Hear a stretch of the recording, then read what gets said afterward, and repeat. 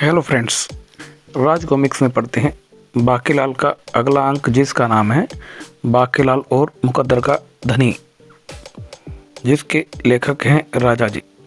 विशालगढ़ के राजा विक्रम सिंह के महल में बाकीलाल के दिन बड़ी मज़े से गुजर रहे थे। महल में उसके खाने पीने में कोई कमी नहीं थी। एक दिन बाकीलाल दरबार में बैठा हुआ था कि तभी दुहाई है महाराज, मैं लुट गया, बर्बाद हो गया। अरे यह तो नगर सेठ सुदर्शन पाल है, लेकिन यह इस तरह फटियाल क्यों है? फरियादी, तुम्हें जो भी कहना है साफ साफ कहो।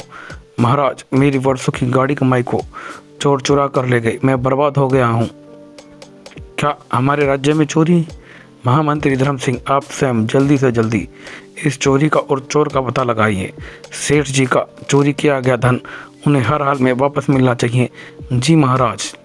लेकिन महामंत्री धर्म सिंह इससे पहले कि उस चोरी का पता लगा पाते कि दूसरे ही दिन दरबार में नगर का एक और मशहूर सेठ चक्रधर फटेहाल पहुंचा। और यह क्या, तो तुम्हारे यहाँ भी सेंध लगा दी गई है? जी महाराज, मैं तो इस चोरी के कारण दाने दाने को मोहताज हो गया हूँ।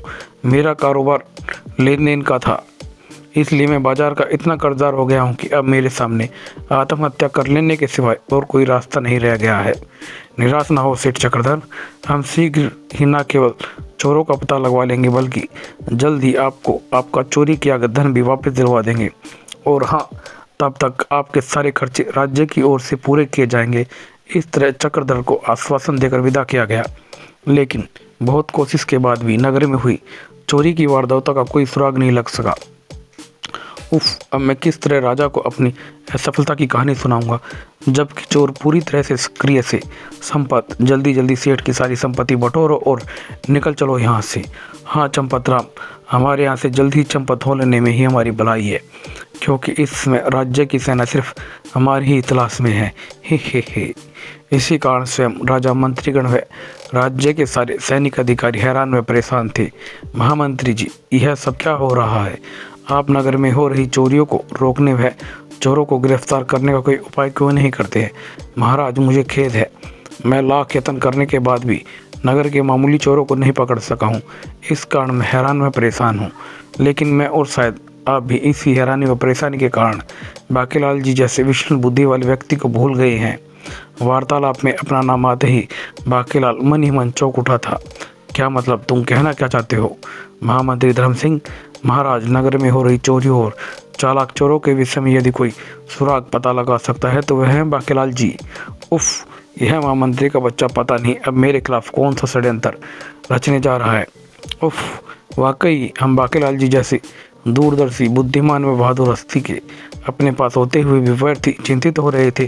तो बाकीलाल जी, हम नगर में हो रही चोरी व चोरों का पता लगाने की पूरी जिम्मेदारी आप पर डालते हैं। जी महाराज, क्यों नहीं। कमबख्त, कैसे सुख और चैन के दिन कट रहे थे, पर बुरा हो इस बूढ़े महामंत्री का, लगता है इसे मेरा सुख चैन अच्छा नहीं लगता है। देख लूँगा कभी ना कभी इस बूढ़े को भी मैं। जबकि बाकीलाल में मन में उठ रहे विचारों से अनभिज्ञ राजा उससे कह रहा था, हमें आपसे इसी उत्तर की उम्मीद थी बाकीलाल जी। महामंत्री जी, उन चोरों की खोज के कार्य में जो धन वह सुविधा की आवश्यकता हो वह बाकीलाल जी को खजाने से दे दी जाए। जी महाराज। इस तरह बाकीलाल नगर के चोरों की खोज में निकल पड़ा। उड़ उल्लू राजा, भला यह भी कोई बात है? जिन चोरों को पूरे राज्य की सेना ने पकड़ ना सकी उन्हें मैं अकेला कैसे पकड़ सकता हूँ? राजा समझता कि मेरे पास अलादीन का चिराग है जो मैं चोरों का पता लगा लूँगा। खैर, मुझे क्या, राज्य की ओर से उन चोरों की खोज के लिए मुझे जो धन सुविधा मिलती है, क्यों ना मैं उससे मुँह जुड़ाऊँ। फिर चोरों की खोज के लिए प्रतिदिन राजा की ओर से मिलने वाले धन से खूब मौज मस्ती उड़ाने लगे बाकीलाल जी। वाह वाह, क्या नाचती हो चमेली जान, बस दिल निकाल लेती हो तुम। और बाकीलाल ने खुश होकर उसे 1000 इनाम में दिए। हम तुम्हारे नाच से खुश होकर यह हार तुम्हें देते हैं, असली मोतियों का है, बहुत कीमती होगा। अपने बाप का क्या है, चोरों को पकड़ने के लिए जो धन मिल रहा है उसी से खरीदा है। बाकीलाल को बचपन में की गई शरारत के कारण शिव का ऐसा श्राप मिला था कि जब भी वह किसी का बुरा करने की कोशिश करेगा उस आदमी को हानि के बजाय लाभ मिलेगा, और इसी चक्कर में बाकीलाल को भी थोड़ा सा लाभ हो जाएगा। बाकीलाल के संबंध में शुरू से जानने के लिए पूर्व प्रकाशित कॉमिक्स बाकीलाल का कमाल और करबला हो बला अवश्य पढ़िए। इस तरह मौज उड़ाते बहुत दिन हो गए। तो एक दिन बाकीलाल ने सोचा, अरे मौज मस्ती करते करते बहुत दिन हो गए, अब यहाँ से 9 2 11 हो ले बेटा बाकीलाल, नहीं तो राजा विक्रम सिंह किसी दिन अब तक का सब खाया पिया निकाल देंगे।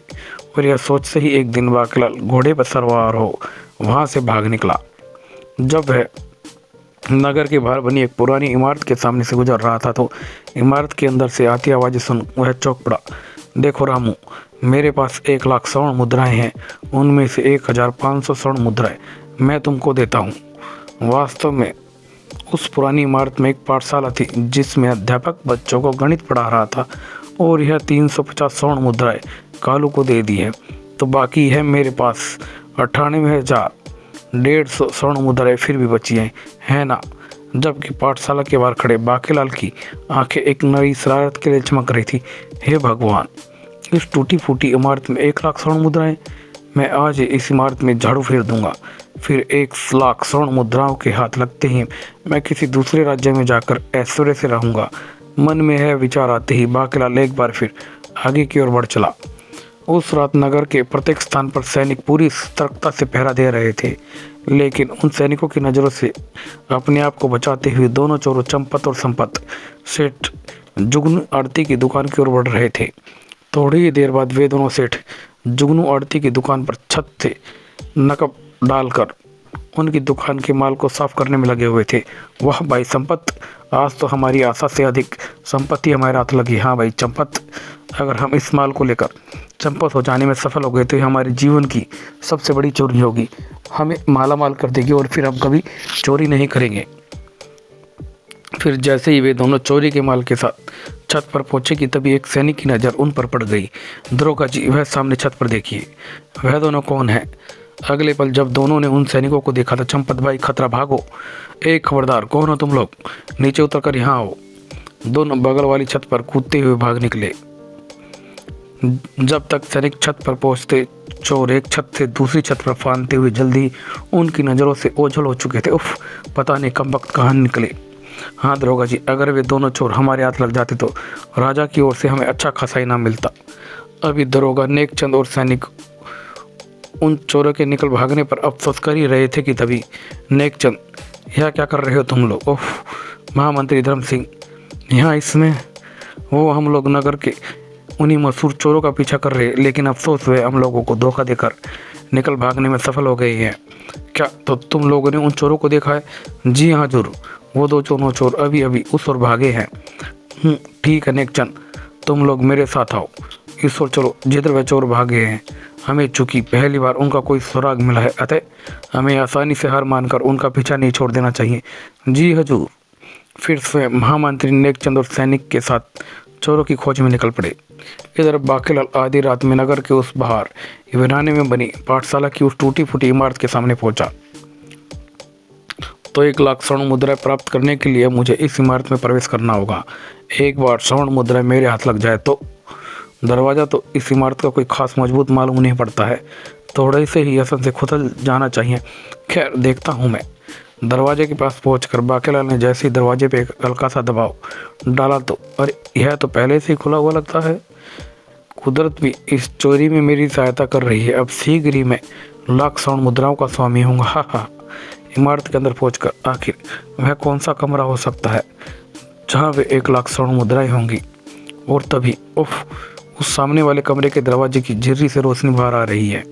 मुझे देखना चाहिए कहीं इमारत के स्वामी जाग तो नहीं रहे हैं।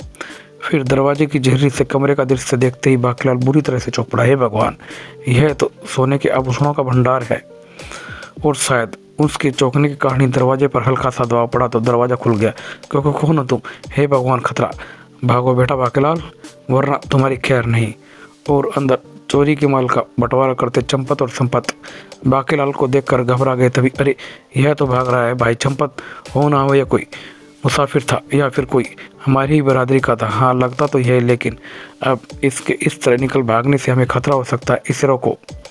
और अगले ही पल, ए रुको, खबरदार भागने की कोशिश मत करना वरना मारे जाओगे तुम। लेकिन जब बाकीलाल ने उनकी धमकी की परवाह नहीं की तो संपत ने अपने कपड़ों में छुपी खंजर निकाला। बचकर कहाँ जाएगा बच्चू, अभी देखता हूँ तुझे। और अगले ही पल संपत ने खंजर फेंक कर मारा। आए दरवाजे के बाहर निकलकर घायल बाकीलाल ने उस मुख्य दरवाजे की बाहर की कुंडी लगा दी। बेटा बाकीलाल, जब तक इस इमारत के स्वामी किसी तरह रास्ते या तरीके से बाहर निकले, जान बचानी है तो भाग ले यहाँ से, नहीं तो चोरी के अपराध में पकड़ा जाएगा तू। फिर बाकीलाल निकट खड़े अपने घोड़े की तरफ बढ़ाई था कि तभी चोरों की तलाश में निकला महामंत्री वहाँ पहुंचा और बाकीलाल को देखकर चौंक पड़ा। अरे बाकीलाल, तुम यहाँ इस समय पर? बुरे पद से बेटा बाकीलाल, जबकि महामंत्री यहाँ पहुंच ही गया तो शीघ्र ही मेरी चोरी वाली योजना की पोल खुल जाने वाली है और अब मुझे लाख स्वर्ण मुद्राएं नहीं मिलेगी, बल्कि कारागार की चक्की आटा पीसने को मिलेगी। क्या बात है बाकी? अरे तुम्हारे कंधे में खंजर, खून, तुम्हारा ख्याल किसने किया? वो इमारत। अपनी चोरी की पोल खुलते देख भय से बाकीलाल की आंखों के सामने अंधेरा छाता चला गया और अगले ही पर अरे यह तो बेहोश हो गए हैं। नेकचंद, अभी बाकीलाल इस इमारत के बारे में कुछ संकेत करते हुए शायद कुछ बताना चाहते थे, लेकिन ये बीच में ही बेहोश हो गए हैं। तुम इस इमारत में प्रवेश कर यह जानने की कोशिश करो कि बाकीलाल आखिर हमसे कहना क्या चाहते थे। जी हजूर। जबकि पाठशाला की इमारत के अंदर कम वक्त हमारे खंजर से घायल तो हो गया, लेकिन जाते जाते हमारे लिए एक नई मुसीबत पैदा कर गया है। दरवाज़ा बाहर से बंद कर गया है। खड़ खड़ खड़। अब यह क्या हो गया है? भाई चंपत, तू जल्दी से अंदर से सारी संपत्ति उठा ला, जब तक मैं इस दरवाजे को तोड़ने का प्रयत्न करता हूँ।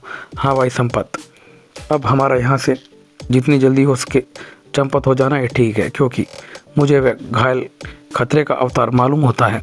फिर चंपत अंदर कमरे में पड़ा चोरी का माल लेने चला गया और संपत अपने कंधे के जोर से दरवाज़ा तोड़ने का प्रयत्न करने लगा और बाहर। और यह क्या लगता है, अंदर से कोई दरवाजे को तोड़ने का प्रयत्न कर रहा है, लेकिन रात को इसमें भला कौन हो सकता है?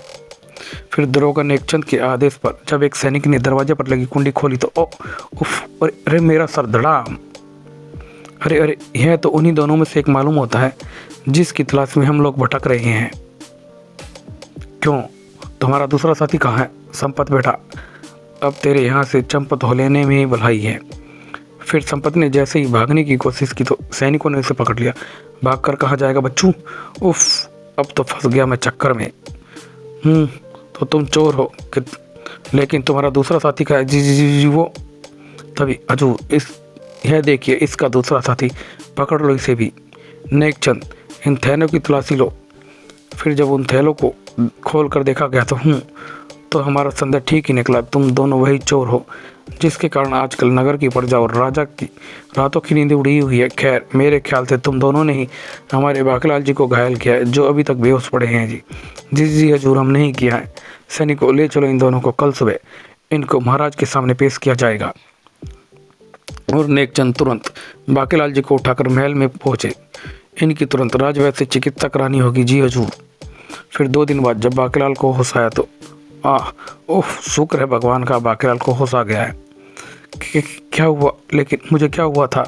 और राजवैद्य जी, आप? अचानक बोलते बोलते बाकीलाल के दिमाग को एक झटका सा लगा और अगले ही पल होश खोने से पहले का दृश्य उसके मानस पटल पर उभरने लगा। तभी क्या सोचने लगे बाकीलाल जी? महाराज, मुझे क्षमा कर दीजिए, मैं चोरी, इसमें क्षमा मांगने की क्या बात है बाकीलाल जी? बेशक तुम चोरों को अपने हाथों से गिरफ्तार नहीं कर सके, लेकिन तुम्हारे ही प्रयत्न से महामंत्री उन चोरों को पकड़ने में सफल हुए हैं। वाकई बाकीलाल, हम जानते हैं कि तुम असाधारण बुद्धिमान ही नहीं बल्कि एक बहादुर इंसान हो। उन चोरों के लिए तुमने अपनी जान की बाजी लगा दी। वाह भाई, जवाब नहीं तुम्हारा, कर्तव्य था परायणता का। और राजा की पूरी बात सुनते ही बाकीलाल के मस्तिष्क में एक धमाका सा हुआ। अरे, चोर सचमुच ही पकड़े गए? मैं तो यह सोचकर ही घबरा रहा था कि चोरी के माल के साथ मुझे ही चोर समझकर पकड़ लिया जाएगा। अरे, जब ऊपर वाला मुझे छप्पर फाड़ दे रहा है तो मुझे लेने में क्या हर्ज? बेटा बाकीलाल, चुपचाप झोली भरते रहो तुम अपनी। क्या बात है बाकीलाल, इस समय तुम्हें ज़्यादा तकलीफ हो रही है क्या? जी महाराज, कोई ख़ास बात नहीं है। बाकीलाल, आप तनिक भी चिंता ना करें, मैंने अपने घर से संजीवनी सुधा रस मंगवाया है, जिसकी जार बूंदे पीते ही आपका घाव न केवल भर जाएगा बल्कि आपकी कमजोरी भी जाती रहेगी। हाँ वैद्य जी, बाकीलाल जी को कल तक पूर्ण स्वस्थ होना जरूरी है, क्योंकि कल नगर के कुछ व्यापारियों ने इन्हें सम्मानित करने के लिए एक विशेष समारोह का आयोजन किया है। ऐसा ही होगा महामंत्री जी। और दूसरे दिन बाकीलाल जी पूरी तरह स्वस्थ राजनगर के दरबार में अन्य व्यापारियों के सामने उपस्थित समारोह में बैठे थे। सज्जनों, मैं महामंत्री धर्म सिंह विशालगढ़ राज्य तथा नगर के प्रतिष्ठित व्यापारियों की ओर से बाकीलाल जी को धन्यवाद देता हूँ उन्होंने अपनी चाल पर खेलकर न केवल व्यापारियों की चोरी का धन वापस दिलवाया है, बल्कि इन्हीं के प्रयत्न से चोर पकड़े गए हैं। अतः मैं राज्य की ओर से बांकीलाल जी को 101 तथा नगर व्यापारियों की तरफ से 501 स्वर्ण मुद्राएं उपहार स्वरूप भेंट करता हूँ। बांकीलाल जी मंच पर आकर उपहार ग्रहण करें। उपहार लेते समय बांकीलाल जी सोच रहे थे, कम वक्त इस राजा से तो ये नगर सेठ ही अच्छे हैं जो मुझे 500 स्वर्ण मुद्राएं पुरस्कार में दे रहे हैं। वाह बेटा बांकीलाल, वाकई तू तो मुकद्दर का धनी है। बांकीलाल जी की जय हो। और यह समारोह पूरी तरह समाप्त भी नहीं हुआ था कि तभी महाराज की जय हो। शीतलगढ़ का विशेष राजदूत आपके दरबार में पेश होने की इजाज़त चाहता है। राजदूत को सम्मान के साथ यहाँ लाया जाए। फिर महाराज की जय हो। कहो राजदूत, कैसे आना हुआ? महाराज, हमारे राज्य महाराज वीरेंद्र सिंह ने आपसे अनुरोध किया है कि आप कुछ दिनों के लिए अपने राज अतिथि बांकीलाल जी को मेरे साथ भेज दें, क्योंकि इस समय में बांकीलाल की मदद की आवश्यकता है। बांकीलाल की मदद की आवश्यकता? राजदूत, तुम्हें जो कहना है साफ साफ कहो। महाराज, हमारी राजकुमारी सफललता को 10 सींगों वाला एक राक्षस उठा ले गया है। बहुत प्रयत्न करने के बाद भी हम उस राक्षस का पता लगाने में असफल हुए हैं, लेकिन हमारे महाराज को पूरा यकीन है कि बांकीलाल जी अवश्य ही राजकुमारी जी को राक्षस की कैद से मुक्त कराने में सफल होंगे। ओह बेटा बांकीलाल, फिर एक नई मुसीबत। लगता है तेरी किस्मत में मुसीबतें ही मुसीबतें लिखी हैं। उन दिनों बांकीलाल विशालगढ़ की नहीं बल्कि आसपास के कई राज्यों में लोकप्रिय हो चुके थे। यह जानने के लिए कि पूर्व प्रकाशित राजकोष के लुटेरे कॉमिक्स अवश्य पढ़ें। राजदूत, अवश्य हम अपने मित्र के किसी काम आने पर बेहद खुश होंगे। और बांकीलाल, हमें विश्वास है कि तुम हमारी जवान की इज्जत रखते हुए शीतलगढ़ अवश्य जाओगे। जी जी महाराज, मैं जाऊंगा। उससे पहले कि बांकीलाल कुछ और कहता कि तभी महाराज बांकीलाल जी और आपकी बात काट दे। ऐसा कभी हो ही नहीं सकता, क्यों बांकीलाल जी? जी जी महाराज, बिल्कुल ठीक। हमें तुमसे ऐसे ही उत्तर की आशा थी बांकीलाल जी। कम वक्त, मुझे मौत के मुंह में धकेल कर कैसे खुश हो रहे हैं सब।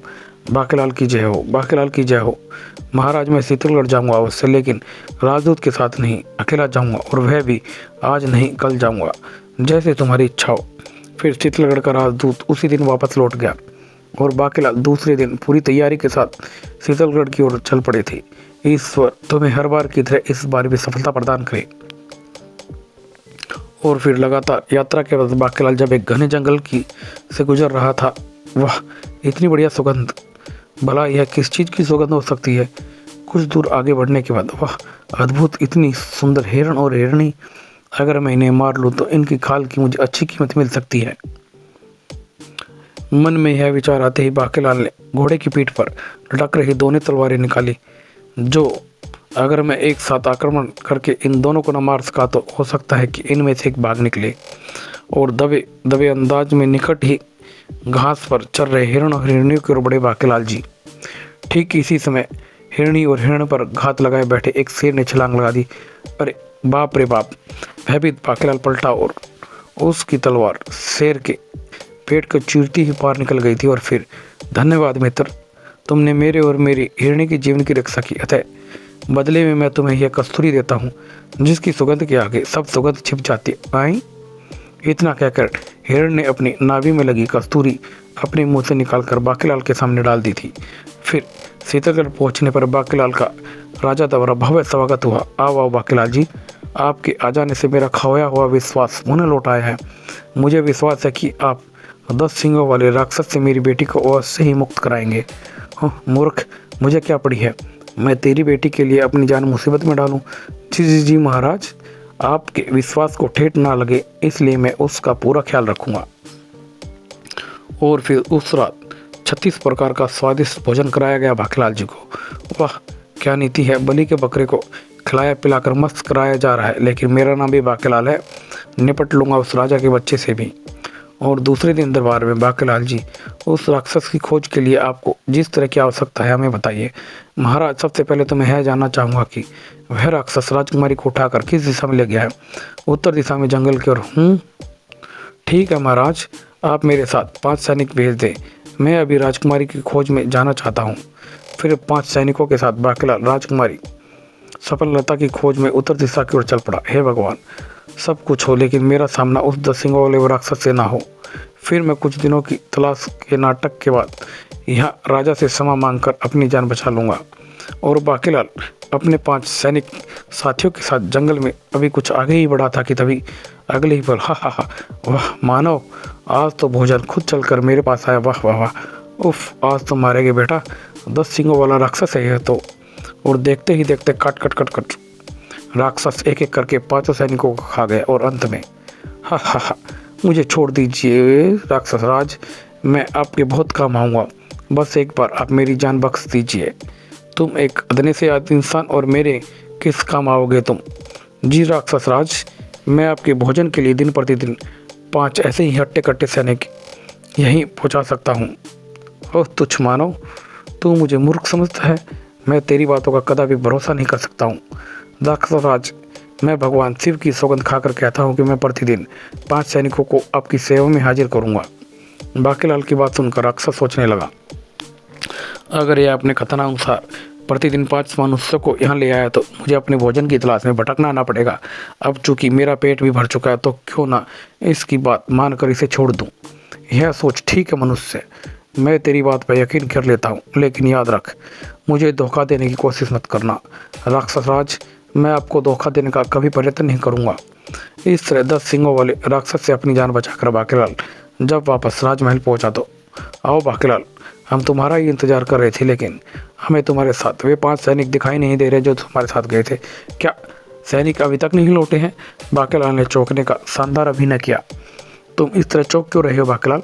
5 सैनिक तो तुम्हारे ही साथ थे, फिर वे तुम्हारे साथ नहीं लौटे, इसका कारण भी तुम्हें नहीं मालूम है क्या? जी जी महाराज, दरअसल हमारे जंगल में प्रवेश करते ही एकाएक जोरों की आंधी चली और फिर वे 5 सैनिक मुझसे बिछड़ गए और मैं बड़ी मुश्किल से यहाँ पहुँचने में सफल हो पाया हूँ। उफ, पता नहीं वह सैनिक रास्ता भटक गए हैं या किसी मुसीबत में फंस गए। खैर बाकीलाल, तुम भोजन करके विश्राम करो, बाकी कल देखा जाएगा। और दूसरे दिन दरबार में, सेनापति हमारे 5 सैनिक वापस लौटे या नहीं जो कल बाकीलाल जी के साथ गए थे? जी नहीं महाराज। मूर्खराज, तुम्हारे वे 5 सैनिक अब इस दुनिया में पहुंच चुके हैं जहां से आज तक कोई नहीं लौटा है। मैं धीरे धीरे तेरी सारी सेना को भी वहाँ पहुँचा दूंगा। हा हा हा, बड़ा आया था मुझे मौत के मुंह में धकेलने वाला हूँ। बाकीलाल, तुम्हारा आज का क्या प्रोग्राम है? महाराज, मैं आज भी उस 10 सींग वाले राक्षस की तलाश में जाऊंगा, किंतु आज सिर्फ 6 लोग जाएंगे, यानी एक मैं और मेरे साथ 5 बहादुर सैनिक। सेनापति, तुम सेना के 5 बहादुर सिपाही बाकीलाल के साथ भेजो। जी महाराज। फिर बाकीलाल 5 सैनिकों के साथ उत्तर दिशा की ओर चल पड़ा। काशी ने पता होता कि यह राजकुमारी खोज में नहीं बल्कि मौत के मुंह में जा रही है। फिर बाकीलाल सैनिकों सहित जब राक्षस द्वार निर्दिष्ट स्थान पर पहुंचा तो अरे, जंगल में इतना सुंदर महल, भला यह महल किसका हो सकता? आओ देखे इसमें कौन रहता है। राजकुमारी, यह मेरा प्राण प्रिय तोता है, कोई इसकी तरफ टेढ़ी नज़र से भी देखेगा तो मैं उसकी बोटी बोटी चबा जाऊंगा। और राजकुमारी, मैं तुमसे प्रेम करता हूँ, लेकिन अरे यह क्या मानव गंध, देखे कौन आया है मौत के मुंह में। अगले ही पल 10 सींगों वाला राक्षस, हा हा हा हा, मानव मैं तुमसे खुश हुआ, वाकई तुमने मेरे लिए उत्तम भोजन का प्रबंध किया है। ही राक्षस राज, मैं तो आपकी हमेशा ऐसे ही सेवा करने के लिए वचनबद्ध हूँ। आपका भोजन हाजिर है, भोजन कीजिए। उफ, धोखा, क्या धोखा? नहीं मानव, मैं इन्हें नहीं खाऊंगा, बल्कि मुझे अपने देवता सुंबा शैतान को प्रसन्न करने के लिए ऐसे ही 101 मानवों की आवश्यकता है, ताकि मेरा देवता प्रसन्न होकर मुझे साधारण मानव सा आकार व इस राजकुमारी के रूप अनुसार सुंदर रूप दे सके, ताकि मैं इससे विवाह कर सकूं। अतः मानव, अब तुम्हें मेरे लिए कल तक 100 मनुष्यों को यहाँ पर लाना होगा, समझे? 100 मनुष्य, किंतु परंतु कुछ नहीं, कल तक तुम्हें 100 मानव यहाँ पहुँचाने हैं, वरना मैं तुम्हें कच्चा खा जाऊँगा। जी जी जी राक्षस राज। बाकीलाल जाने के लिए मुड़ा, किंतु तभी धूर्त बाकीलाल, विश्वासघाती, तुमने हमारे राजा के साथ और हमारे साथ विश्वासघात किया है, इस बार इसके लिए तुझे कभी माफ़ नहीं करेगा। नीच, तू मेरे पिता के साथ विश्वासघात कर रहा है, मैं तुझे जिंदा नहीं छोड़ूंगी।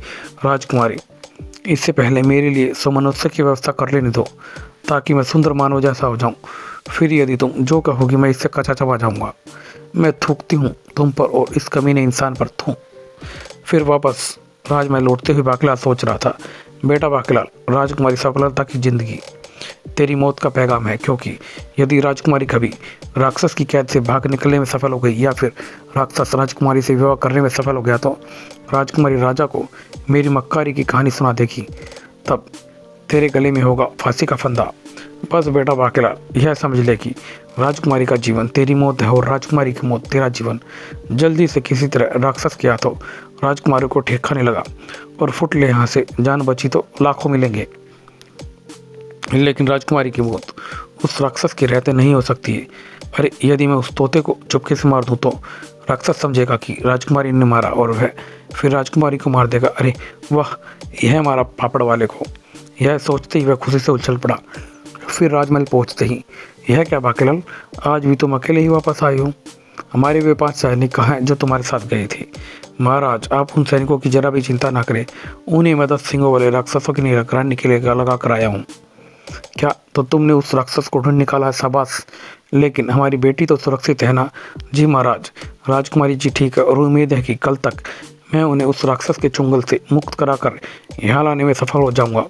हाँ, मुझे कल 100 वीर और साथी सैनिकों की मदद की आवश्यकता पड़ेगी। ठीक है बाकीलाल, हम 100 सैनिक तुम्हारे साथ भेज देंगे, लेकिन बाकीलाल उन 100 सैनिकों के साथ कल मैं भी आपके साथ चलूँगा। यह तो बहुत ही अच्छा होगा। मूर्ख सेनापति, यदि तू स्वयं ही मौत के मुंह में जाना चाहता तो मैं क्या करूं? दूसरे दिन सेनापति जी, यही है 10 सिंगों वाले राक्षस का महल। आप लोग यहीं रुककर मेरे अगले किसी आदेश या इशारे का इंतजार करें। मैं अंदर जाकर स्थिति को देखता हूँ। यदि मैं राक्षस के महल में चुपके से घुसकर उसके प्राण प्रिय तोते को मार दूँ तो वह राजकुमारी को मार देगा, लेकिन मेरे अंदर भीतर घुसते ही उसे मेरी गंध का पता चल जाएगा। तभी उसे अपने पास रखी कस्तूरी का ध्यान आया तो उसकी आंखें चमकने लगी। वाह, बन गई बात। मित्र, यह कस्तूरी है। इसकी महक के सामने प्रत्येक महक वह गंध छिप जाती है। फिर उसने अपनी जेब से कस्तूरी निकाली और महल के अंदर चल पड़ा। अंदर पहुंचकर वाह, सामने ही वह कमरा है जिसमें राक्षस का प्राण प्रिय तोता। इस पर मेरी मदद करना। बाकीलाल सामने वाले कमरे की ओर बढ़ा और उसी महल के अन्य कमरे में, अरे यह तो कस्तूरी की गंध है। लगता है कोई हिरण मेरे महल में प्रवेश कर गया। हाँ तो राजकुमारी, बोल, तू मेरे साथ विवाह करने को तैयार है या नहीं? कदापि नहीं, मैं थूकती हूँ तुम पर। क्या तेरी यह मजाल? मन तो करता है तुझे अभी इसी वक्त कच्चा चबा जाऊंगा मैं। कहने के साथ ही राक्षस भयानक अंदाज में राजकुमारी सफलता की ओर बढ़ा। इधर बाकीलाल ने पिंजरा खोलकर तोते को कसकर पकड़ लिया था। अरे अरे, यह क्या? ऐसा लगता है किसी ने मेरी कमर कसकर पकड़ ली है। लगता है कोई मेरे प्रिय तोते तक पहुंचने में सफल हो गया है। राक्षस ने बाहर की ओर भागना चाहा, लेकिन भाग नहीं सका। यह रहस्य कोई नहीं जानता था कि उस तोते में राक्षस के प्राण छिपे हैं। ठीक उसी समय बाकीलाल ने तोते की एक टांग तोड़ दी और आई। तोते की टांग टूटते ही राक्षस की एक टांग टूट गई थी। किसी तरह जमीन पर गिर सकता राक्षस बाकीलाल के पास पहुंचा। दुष्ट मानव, यह तू क्या कर रहा है? फौरन उस तोते को छोड़ दे, वरना मैं तुझे जीवित नहीं छोड़ूंगा। उफ बेटा बाकीलाल, आज तेरी मृत्यु निश्चित है। यह राक्षस तुझे जिंदा नहीं छोड़ेगा। और मारे भय के बाकीलाल लहराया और अगले ही पल वह बेहोश होकर जमीन पर गिर पड़ा और उसके नीचे दबकर तोता मर गया था। तोते के मरते ही राक्षस के भी प्राण फिर उड़ गए, क्योंकि उसी तोते में राक्षस के प्राण थे। अरे ऐसा राक्षस तो मर चुका है। लगता है राक्षस को मारने के चक्कर में बाकीलाल जी भी बेहोश हो गए हैं। तो इसका मतलब अब तक मैं इस युवक को बेकार ही गलत समझ रही थी। इसने तो वाकई इस राक्षस को मारकर कमाल कर दिया है। बाकीलाल को उठाकर शीतलगढ़ के महल में लाया गया। दूसरे दिन राजा विजेंद्र सिंह ने बाकीलाल को 500 स्वर्ण मुद्राएं पुरस्कार में देकर सम्मान सहित विदा किया। अरे वाह, इतने बड़े राक्षस को मारकर राजकुमारी को छुड़ाने का पुरस्कार बस 500 स्वर्ण मुद्राएं? इतने बड़े काम के लिए तो राजा को इस राजकुमारी से मेरा विवाह कर देना चाहिए था। चल बेटा बाकीलाल, लोग तुझे मुकद्दर का धनी कहते हैं, लेकिन वास्तविकता तो तू ही जानता है।